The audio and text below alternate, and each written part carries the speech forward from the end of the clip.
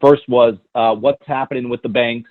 Are any deals falling apart due to the stringent guidelines being part of the, put in place because of this? Do you have any tips for potential buyers when selecting a lender right now? I know you kind of covered a couple of those things briefly just before. I think we all know jumbo loans, if you're going to get something over that 500 mark, might be tough at this point.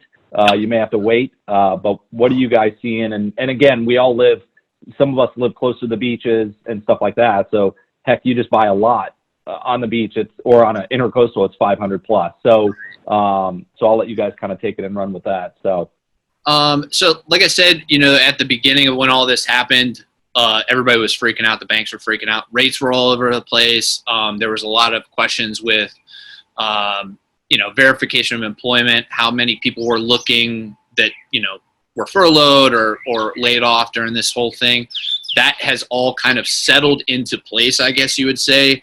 The main thing with the banks is, some of the larger, I would differentiate banks and lenders, let's put it that way. Some of the large banks have put into place some additional overlays that they didn't have before all this happened, which is typically a higher credit requirement, maybe some higher down payment options, stuff like that.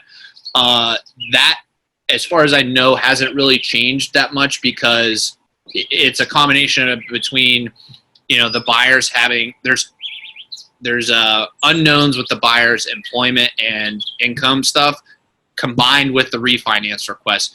So in order to kind of just space all that out and provide enough people and processing for the lenders, they still have a lot of that stuff in place.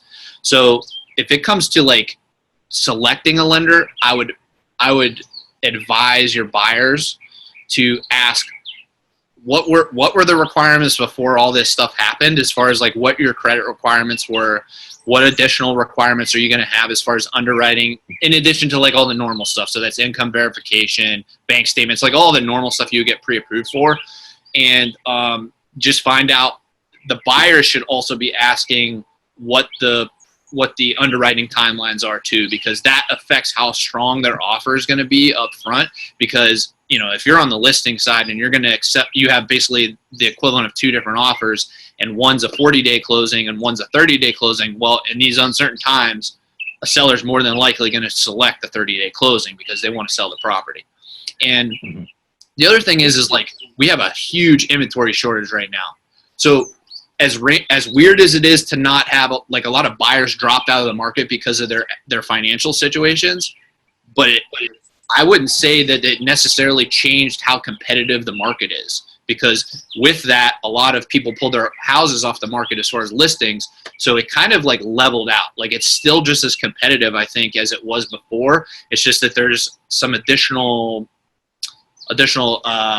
underwriting overlays that may be in play here, with depending on which lender you go with.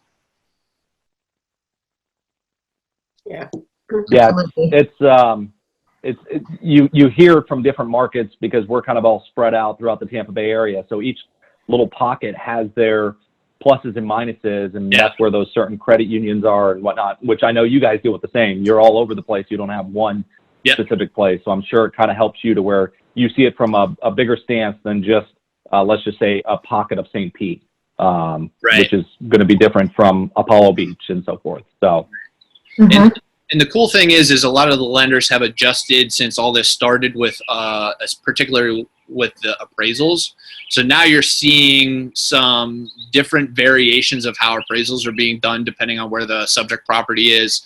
So, the general appraisal is they go to the property, they go inside, they go outside, they review the property, and then they go pull comps and do the actual appraisal.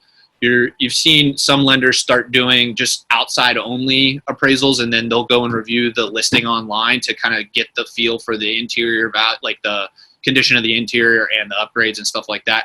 Some of them, depending on the neighborhood where the property is listed, they're doing like, I guess it's like a comparative analysis with just previously sold in the area. So if there's a high enough sales rate in the area, like the amount of homes that have sold, they can pull comps based off of that without even going to the property. Different lenders and different appraisal management companies have kind of been handling this differently. So it's kind of made things more flexible. So, I mean, that's just something to keep in mind as well. So people are adjusting, and like you said, the governor's getting ready to drop some knowledge as far as what we're going to be doing as far as the phase 1 coming out of this. So that could change things again. So like, things are on the move. We'll adjust accordingly.